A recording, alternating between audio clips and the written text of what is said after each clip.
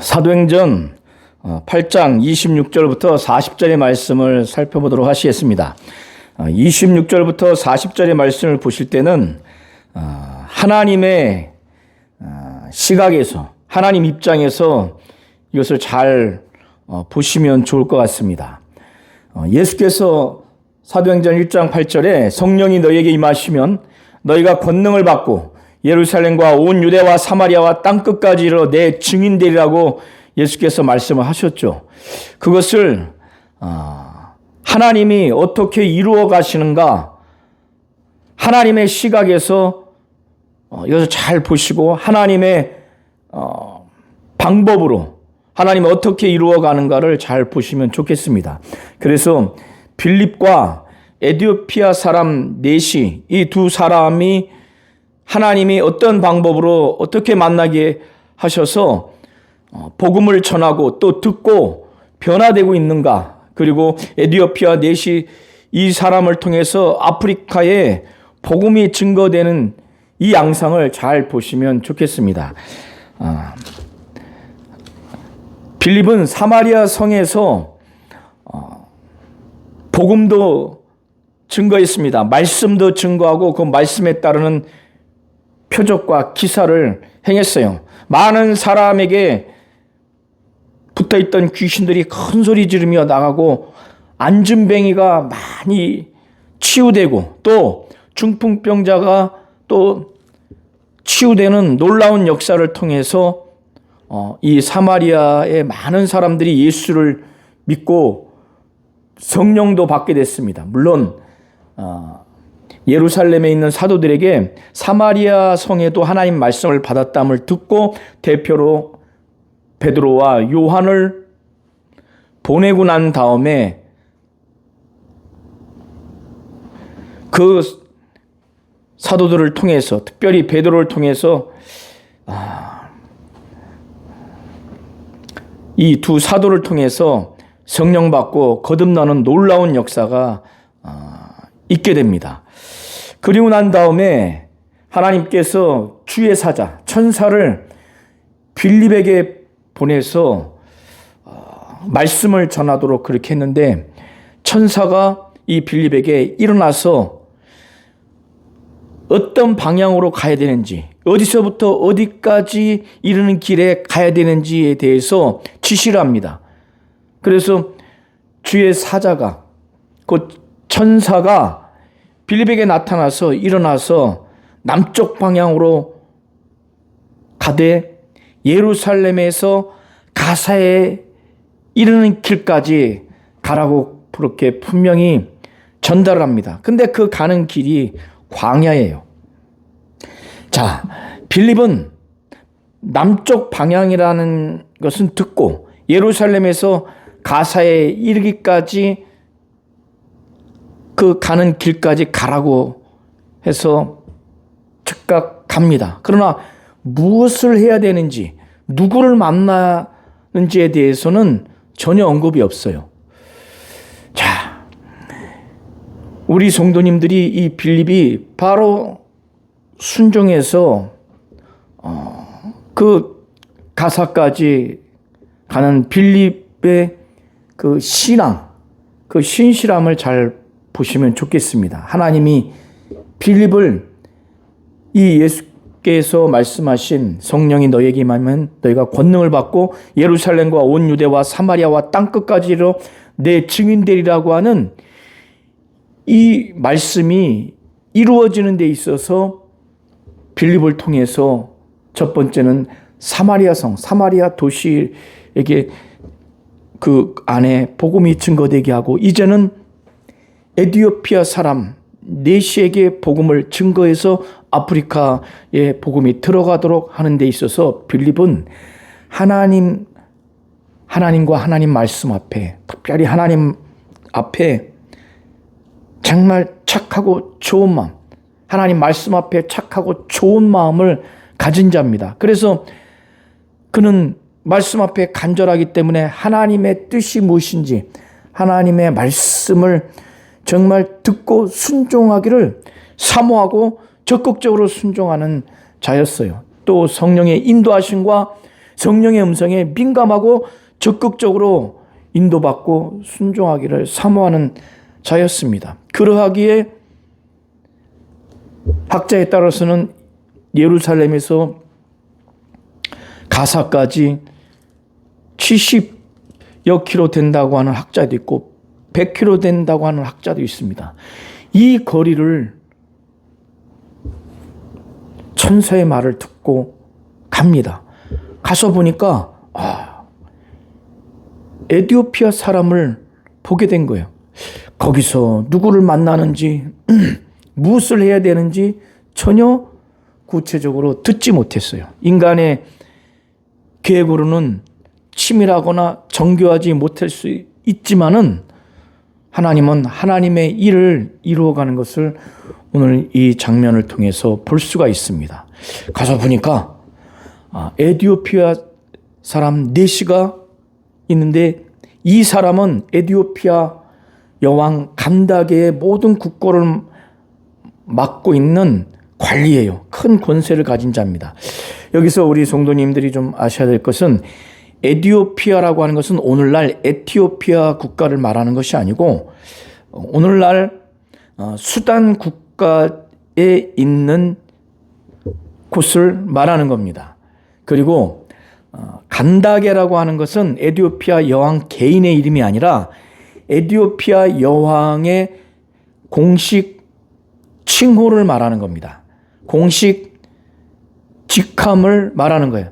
이것은 애굽 왕의 직함, 공식 호칭이 바로인 것처럼 로마 제국의 황제의 공식 호칭이 또 직함이 가이사인 것처럼 간다게는 에티오피아 여왕의 공식 칭호, 공식 직함을 두고 말하는 겁니다. 그리고 내시는 남자의 생식기가 기능하지 못하도록 거세한 자를 내시라고 합니다. 이 당시에는 후궁, 여왕을 잘 섬기려면 성적 범죄의 위험 요소가 없어야 되기 때문에 이렇게 남자의 생식 기능을 거세하는 그런 것을 먼저 하게 됩니다. 그래서 내시가 그런 자예요. 그런데 이 내시는 아마도 이방인으로서 유대교로 개종한 것으로 보입니다. 왜냐하면 그가 예배를 위해서 예루살렘을 왔다가 이제 돌아가는 길이라고 이미 기록되어 있어요. 자, 빌립 입장에서 볼 때 에티오피아 내시와의 그 비교해서 볼 때는 자신은 인종적으로 종교적으로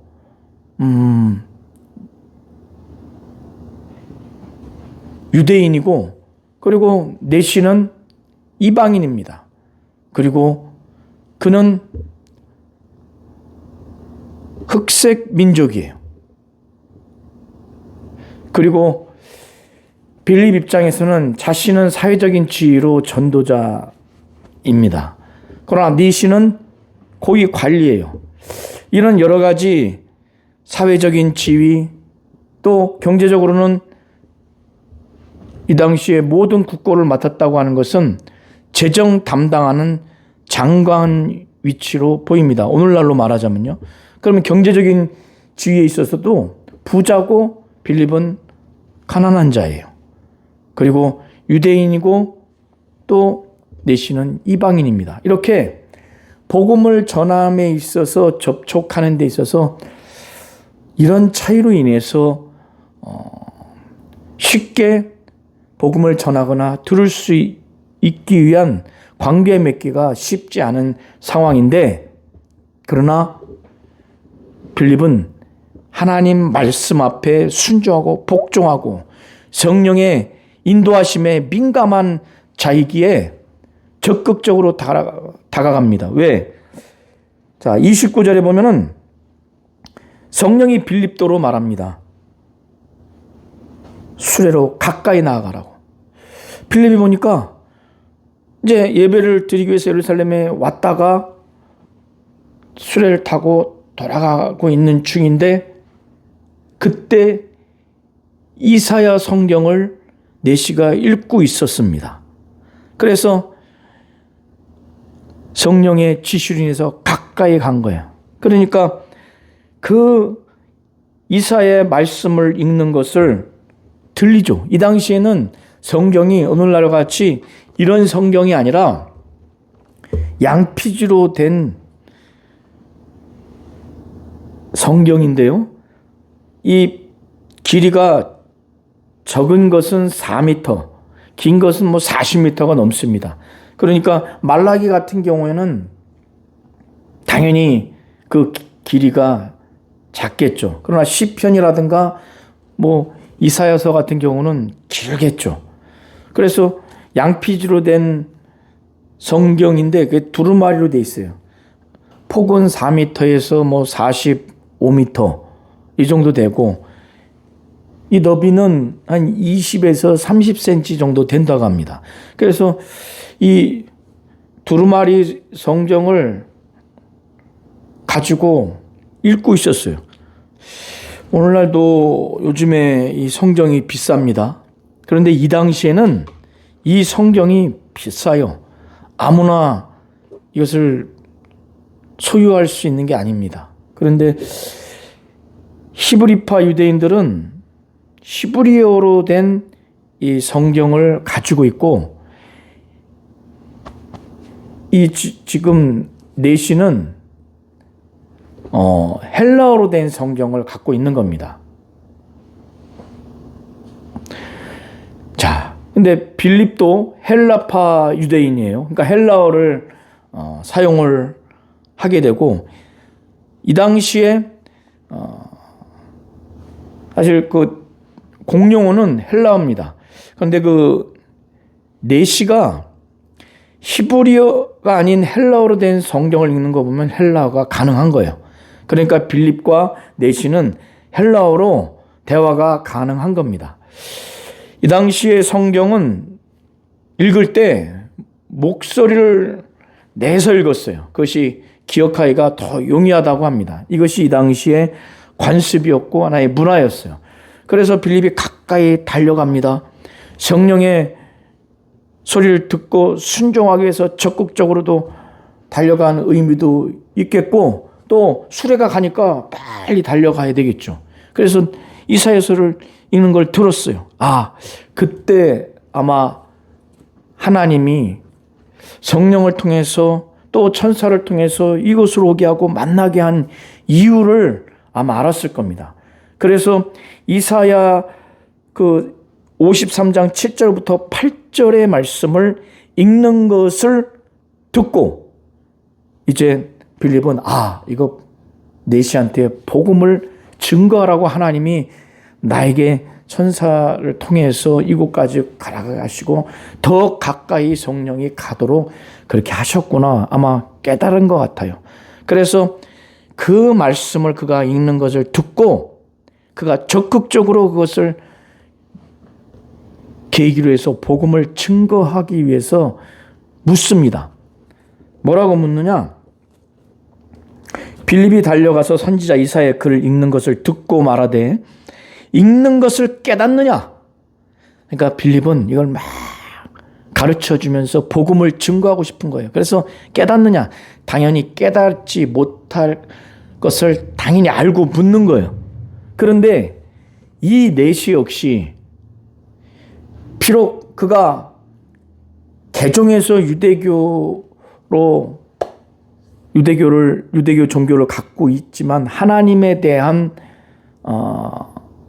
그 헌신된 마음이 있으니까 하나님이 빌립이라는 이 전도자를 통해서 복음을 듣고 예수를 믿고 침례까지 받도록 그렇게 하나님이 작정을 하시지 않았나 이런 생각이 듭니다. 이 내시 역시 신실하고 하나님께 대한 헌신된 마음이 있는 거예요.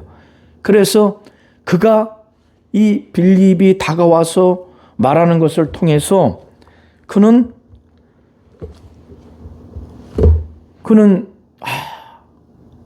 듣고 싶은 거예요. 이 말씀의 영적 의미에 대해서 듣고 싶은 거예요. 빌립이 깨닫느냐, 읽는 것을 깨닫느냐 했을 때는 내시는 그 문자적인 그 단락의 의미, 또 문장, 그 구절, 어구 단어의 뜻은 알아요. 그러나 깨닫느냐고 빌립이 물었을 때는 영적 의미를 묻는 거예요. 당연히 모르죠. 알고 싶은 거예요. 그래서 내시가 말하기를 지도해 주는 사람이 없으니 어찌 깨달을 수 있느냐. 이건 불평도 아니고 무미건조하게 답변한 것도 아니에요. 자기가 지도하는 사람이 지금 있어서 깨달았으면 좋겠다. 그러나 현실은 지도하는 사람이 없으니까 깨닫지 못한다. 정말 깨닫고 싶다. 빌립에게 도움을 요청하고 싶은 거예요. 그래서 그 이후에 이 말을 하고 빌립을 청해서 수레에 올라앉아라. 빨리 올라앉아라. 자기에게 그 영적 의미를 가르쳐 주기를 바라는 겁니다. 자, 읽는 구절이 이사야서 53장 7절부터 8절입니다. 그런데 이 내시가 그 구절만 읽지 않았겠죠. 52장부터 아니 그 이전부터 계속 읽어왔을 거예요. 당연히 53장도 아마 계속 읽고 있는 중이었을 겁니다. 52장 13절부터 53장 전체는 하나님의 종, 여호와의 종, 바로 고난받는 종에 대해서 예언하는 내용입니다. 이사야 선지자가 하나님으로부터 말씀을 받아서 예언하는 그 내용인데 그것은 바로 메시아의 고난을 말하는 거예요. 바로 예수 그리스도의 고난을 말하는 겁니다. 그러나 예수님 당시에 이 성경 구절에서 말하는 이 고난의 종이 누군가에 대해서 그들은 대체로 이렇게 생각했어요. 이것을 작성한 이사야 내지는 다른 선지자 내지는 이스라엘 전체라고 생각했어요. 그래서 이 하나님의 종으로서의 고난받는 자가 누구냐? 이사야가 고난받는 거다. 이스라엘 민족 전체가 고난받는 거다. 아니면 다른 선지자가 고난받는 거다. 이렇게 생각을 했습니다. 자, 32절부터 33절에 읽는 성경 구절이 나와요. 그가 도살자에게로 가는 양과 같이 끌려갔고 털 깎는 자 앞에 있는 어린 양이 조용함과 같이 그의 입을 열지 아니하였도다. 누굴 말하는 거예요? 예수를 말하는 겁니다. 그러나 이 내시는 알지 못해요. 이 당시에 유대인들도 알지 못합니다. 그가 굴욕을 당할 때 공정한 재판도 받지 못하였으니 주님이 그러셨죠. 누가 그의 세대를 말하리요? 그의 생명이 땅에서 빼앗김이로다. 이게 무슨 말인가 하면은 예수께서 굴욕을 당할 때 공정한 재판을 받지 못하고 죽음에 이르렀는데 그렇게 죽인 그 세대에 불법하고 불의한 것을 누가 그것을 말할 수 있겠는가? 이런 의미예요. 자, 내시가 이제 묻습니다. 이 성경 구절에 대해서 빌립에게 청하면서 그러니까 읽을 줄 알고 문맥도 파악을 해요. 그런데 영적인 뜻을 몰라요. 그래서 묻습니다. 내가 묻노니 선지자가 이 말한 것이 누구를 가리킴이냐?